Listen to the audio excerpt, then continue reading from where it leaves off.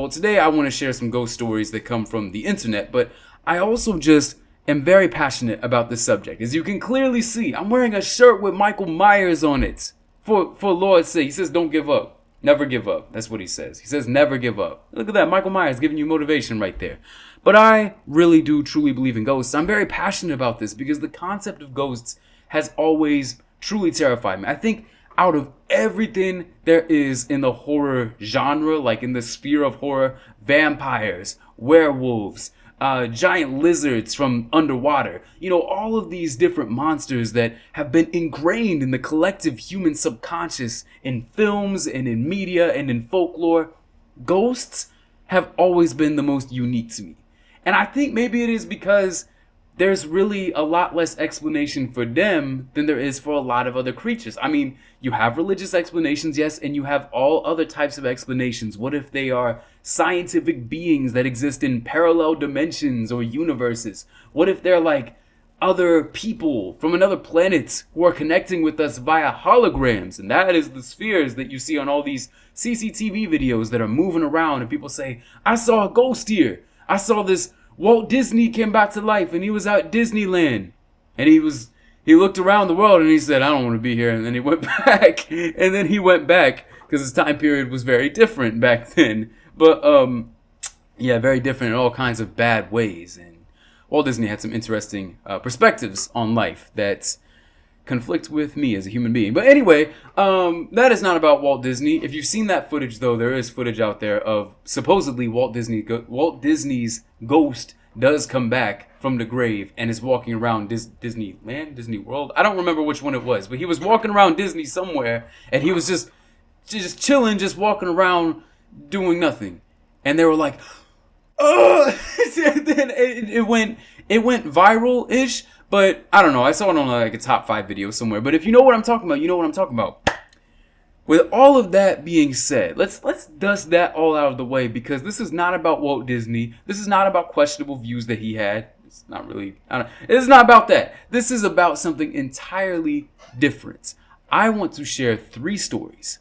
3 supposedly true stories that are not from me. I mean, they're coming from, I am narrating these stories, but they're coming from people from the internet. Random strangers that you may or may not know in your daily lives. And now these random strangers are going to be communicating to us the stories that they have had, but not directly, like indirectly, because I will be taking the liberty of sharing their stories. And you may be asking, Kwame, this is the internet. How can we trust the word of somebody that I don't even know personally? Somebody who could probably just be making all this up, because the internet is full of lies, full of exaggeration, full of all this stuff. That may be true. Caveat. These stories come to us from the Monsters Among Us podcast, which is in no way inspired by the game Among Us. It is inspired by monsters and ghosts and the supernatural. My laptop is making noises. Stop that laptop. But it is inspired by Derek Hayes, the podcast owner. The host is somebody who is very passionate about sharing stories about ghosts, ghouls, all types of monsters that people have supposedly encountered. And so that is what his podcast is about. And so he hosts this podcast, and in an episode, they receive a lot of stories from people who have said that they have had these crazy encounters. And so on the website, today.com, which is like a news organization, they have shared some of these stories that Derek Hayes and his podcast have covered and have talked about. And so I am going to be taking the liberty of sharing these stories with you, if I can even speak for that matter. Now, like I said, these stories do not come from me. And yes, you can take them with a grain of salt, but I'd like to think that everything that we hear on the internet is not automatically true, but a lot of things we hear on the internet is probably true. If somebody came out with a story and they said, I was out at sea and I got attacked by a giant squid, you probably believe that, right? Giant squids, I mean, that you encounter that all the time. You out into the ocean, giant squids are everywhere, okay? Evolution is crazy. With all the toxic waste that people is dumping all over the place, all the stuff about, wars and conflicts is going on, what makes you think that all that stuff that they be releasing from bombs and stuff goes, I don't even know what I'm talking about. Let's get into the stories. So story number 1 comes from Jeff, who is a resident of Dayton, Ohio. And I'm going to stop clapping my hands because I know that's messing up what you're hearing in the audio. So I'm going to be narrating these stories in third person from how they're describing it. but in narrative story mode. I wish I could sound like Morgan Freeman. I'm not going to do my Morgan Freeman impression because I don't know. I'm not going to do it here. Maybe someday I will. Y'all will catch it. Jeff, a resident of Dayton, Ohio, was driving with his 3-year-old son, Miles, in the back seat when they passed by a modest cemetery decorated with only flowers and small plaques. It basically looks like a giant garden, Jeff explained on the podcast. According to Jeff, as they drove by, his toddler, who had been happily singing, abruptly stopped, pointed to the cemetery, and exclaimed, "Look at all those people!" That's kind of like the kid who was in the viral video where they said, "Look at all those chickens," and it wasn't chickens, it was geese, wasn't it? That's instantly what I thought of. I'm old, okay? I remember old viral videos. Jeff turned to look, but did not see a soul. Confused, he asked Miles what he was talking about. "All those people over there," his son replied. "There sure are a lot of grandmas." Grandmas. Old women out in public. No, you can be an old woman and be out in public. There's nothing wrong with that, okay? Go out in public. Enjoy the sun. Enjoy the weather. Enjoy the outside world, okay? Nobody should have any problem with old women going out in public. Unless you're like the big bad wolf in Red Riding Hood. But that was fake, so that doesn't count. As Jeff tells it, chills ran down his spine as he asked his son what the people were doing. "They're all standing there, looking down at the grass," Miles said. Completely unsettled by the convo, Jeff sped up and drove home. Later that day, he says his young son was watching TV when he turned to Jeff and said, "You know, they weren't alive." Thinking Miles was referring to the cartoon, Jeff asked what he meant, because dead characters in a kid's cartoon is perfectly normal. "Those people we saw, they were all paused," his son replied. "I don't know if my kid has the sixth sense," Jeff says, "or if he just has a wild imagination." And that is where the story ends. That is terrifying. That is terrifying. And what I was saying about ghosts earlier, yeah, the concept of ghosts is always interesting. Because you get stories like this. I have heard stories like this, and let me know down in the comments, whatever, or I don't know, post on social media in response to me. You can find all my socials down in the description. Say, like, somewhere on the internet, have you heard a story like this before? I have. I've heard stories from people who put out lists on YouTube, people who they come out with these stories that say, "Oh, when I was a kid, I saw ghosts. I had a sixth sense." There was a movie called The Sixth Sense where the child can see dead people. And then I've heard people come out in the news and they say that a lot of them could be faking it for money or attention, but I'm not accusing anybody of doing that here. I think that this has a good chance of being true. Could have a good chance of being false. Take everything on the internet with a grain of salt, and that is real. That is true. But here's what I want to say. If I am a child and I see ghosts and nobody else can see ghosts, that would actually be an exciting childhood. And here's why. If you are a child and you can see ghosts, but nobody else can see ghosts, you have the best friends. The bestest friends. That is not real English. That is not grammar in English in America or any other English-speaking country.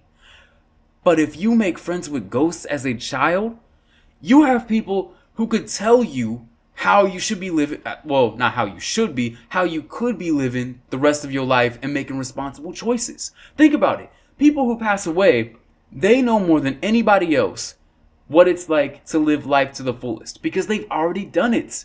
And hopefully it's not somebody who passed away tragically. I don't mean to make light of any real ways that people pass away. Again, if this is real and these are ghosts that he was seeing, I don't want to make light of any real tragedy or anything like that. What I'm saying is that people who pass away from old age and from natural causes, and they passed away peacefully and they lived a good life and they were happy about it, they can give advice to a kid that can see and or communicate with them. They can say, Hey, child, I am so and so, and I passed away here. I made these mistakes in my life that definitely, hopefully, had nothing to do with me passing away. Don't do these. But also, if they did, don't do these. Make the right choices.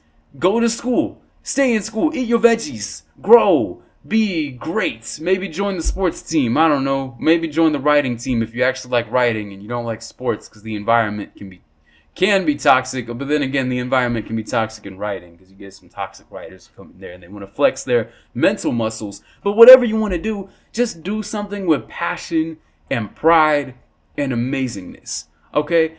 Those ghosts will be the bestest friends compared to any other kids that child could make friends with. Okay? That is my ultimate advice here. Not that anybody here asked, but that is my advice that Kwame gives on being friends with ghosts. Story number 2 comes to us on August 4th, 1892. That was a long time ago. Andrew and his wife, Abby Borden, were found brutally murdered in their Fall River, Massachusetts home. Though murder was not uncommon in the late 1800s, the fact that they were bludgeoned to death with an axe and the main suspect was their 32-year-old daughter, Lizzie Borden, certainly was. The fact that they were bludgeoned and the main suspect... Oh, okay, they meant that was uncommon. I cannot read sentences. English is very hard. The crime and trial that followed made headlines around the world. Lizzie was ultimately acquitted of murder, but she remains forever linked to the heinous killings, as does the home where the crime was committed. Now a bed and breakfast and museum, the Borden home attracts history buffs and thrill seekers who come to see for themselves if rumors that the house is haunted are indeed true. Suzanne St. John is a realtor and tour guide at the Lizzie Borden house. They say that she has experienced a few unusual happenings. She says that guests report hearing laughing and playing in the middle of the night, things getting moved around. Once she discovered toys scattered across a room that no one had been in. St. John also talks of a picture that fell over and slid 2 feet across the floor without any plausible explanation, as well as a closet door that once opened of its own volition, terrifying. On the eve of the anniversary of Andrew and Abby's murder, St. John says that she and 2 other tour guides at the house felt a sudden sharp, piercing pain in their left eyes, which, get this, is the exact same location of Andrew Borden's fatal injuries. I am way too excited with giving this information because it is based on something that actually happened, but it is crazy.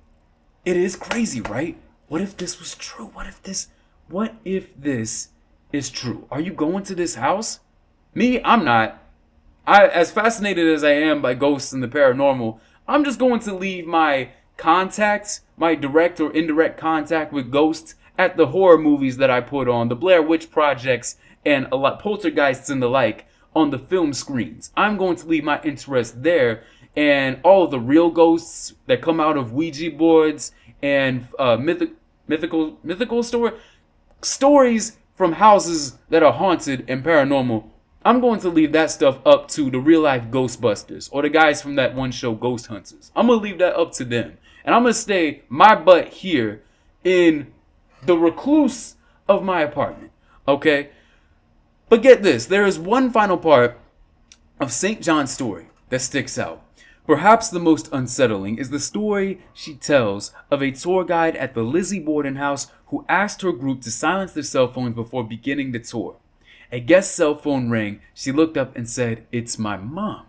The tour guide asked if she wanted to leave and take the call, to which the woman replied, "She died 2 years ago." She died 2 years ago! She died 2 years ago! Sorry. I did not mean to, exclaim that, except I did. But why am I apologizing? I like this story. I like it. Because it makes me think, with the history of it, it makes me think of how if ghosts are real, if we are to assume that ghosts are factually actually real and true. There is a history to them. They can have personal ties to places, to things. They can exist for years and years. And so if that is the case, because again, there's the part of the story where they felt that sharp pain in their left eye, which was the same location as the one injury all those years ago. So does that mean that the ghosts are just chilling at this I say chilling. The ghosts are just residing in this house after all of these years. And they're just lurking around here. Well, tour guides and tourists and people just come along. Are they just hanging out here this whole time? What are they thinking? What are they doing? Are they looking around like, oh, John, the world is a terrible place. Oh, these people with their cell phones and their TikToks and their Instagrams and their YouTubes. Oh, these people need, oh, get these people away from here. Back in our day, we had none of these things. Back in our day, we grabbed some horses and had them do some horse fighting in the horse ring. That was our entertainment for the day. Half the time, the horses did not want to do that. We were terrible people back in the day. We have no apologies, no remorse for anything we did. Get that cell phone out of your hand. And they possess the person, and the person just throws their cell phone at somebody. And they're like, that was rude. Why did you make me do that? And then the ghost was like, shut up. No, but it does bring to light this idea that ghosts can have ties to stuff. And that ultimately raises the idea, if we act in negative ways in our lives, if we have relatives, ancestors, who were great people, and they passed away, and they see what we're doing now. Types of stuff we're putting on social media today. I'm not anti-social media, by the way. I want to dispel that notion. If you like social media, good for you. But if they see the stuff that we're doing nowadays, what are they thinking right now? What are they thinking? Do they like us? Do they hate us? Do they just wish death and destruction on us? My bets are with the last one. So the last story that comes to us, Jacqueline from Oklahoma says that while her memories have faded over the years, she recalls having an imaginary friend when she was young. But this is not Foster's home for imaginary friends. No, this was real. Her grandparents, Granny Junie and Pa Hank, lived in a small home with a quiet backyard. Jacqueline recalls visiting them as a child. She says she has very good memories of this home. She would sit under the tree she says her pa would sit under the tree with her and tell her stories. The stories were often about his life and the memories of Prohibition, she says. He was actually a very interesting character. Prohibition, for those who don't know, was like this period in American history where there was like anti-alcohol. I don't remember what it was. My knowledge of U.S. history is minimal. Go look up what Prohibition was and then comment it down below. Or I'll put something here. There you go. That's what it was. The only problem with these memories, she says, her grandfather passed away in 1981. And she was born in 1982. Oh, she was born in 1982! 1982! That, my friends, you are not my friends, you are strangers. That, random strangers on the internet, is a story. Did she time travel? Is that what this is? I don't think I ever realized that I was getting stories from a ghost, she says, adding the rest of her family knew of his presence in the house. My granny, Junie, would never stay in the house on the anniversary of his passing, she says. He did pass away in the house. So what is going on here? Is this some sort of ghostly time travel? What does this mean? The rest of the family, did they know that the ghost was there? Did they acknowledge it? Did they accept it? And in turn, did the ghost accept being accepted by the family? I mean, probably, right? Otherwise, he wouldn't have stayed. This is a somber story, but in a good way. This is a good, lighthearted story. This tells us that not all ghosts are crazy. Not all ghosts are scary. Not all ghosts are vengeful and malevolent spirits. A lot of ghosts could be here just to cheer us up. We should be more grateful for having good relatives. Okay, and if there's one takeaway from all of this, it is that we should not automatically look at ghosts or supernatural creatures in a bad eye. Well, I mean, maybe a lot of them. Maybe the ones that come out and actually do harm, like vampires or werewolves. Those don't exist. Those probably don't exist. Ghosts, maybe. I don't know. But overall, we can all take refuge and solace in the fact that if ghosts are real, Not all of them are bad. Every now and again, if you come face to face with Casper the Friendly Ghost in a haunted castle somewhere, I hope you go on magical adventures. And you all can have a great time. And until the day you pass away, you have amazing adventures with all the ghosts that you ever want. Make sure you go support Derek Hayes and the Monsters Among Us podcast. I put a link to their website in the description below. This video would not have been possible without all the stories that they have had on their podcast. And I didn't even narrate all of the stories that they have had to share, because there are a lot of stories of people who have claimed to have encountered the supernatural. So please support them. We need to support indie creators or any creators that are coming out with something cool and amazing. So go do that as soon as you can. Thank you. An award ceremony with bizarre awards. And so, ladies and gentlemen, the first place award for the most human beings spooked on a Saturday goes to Ghosty Miss Blobby Ghost over here. Ghosty Miss Blobby Ghost, do you have anything to say to the audience? Yes, well, I would like to say that I went out. Yes, I would like to say that I went out and I spooked all of these people. And I spooked this one old man one time. He had a heart attack and died. He's right there in the crowd there. Yeah. Hi, old man. I'm sorry I scared you. Sorry I spooked you so hard. But hey, now you don't have to worry about getting another heart attack because you're already dead.